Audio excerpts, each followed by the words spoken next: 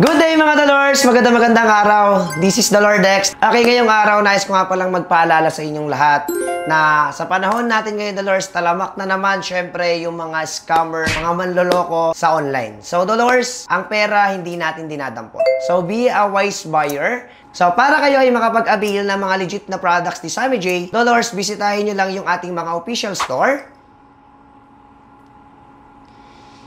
Then, syempre, nagla-live din tayo through online from 7 AM to 1 AM sa mga platform na to. So, yun lamang mga Dolors. Okay, wag nyo pong hayaan na maloko tayo. So, ang pera, pinaghihirapan natin yan, lagi nating ingatan. So, dapat tayo ay manigurado sa bawat item na i-check out natin, lalo na sa online. So, yun lamang mga Dolors. Ako uli ito, si Dolordex. Maraming salamat at see you sa live natin. Paalam!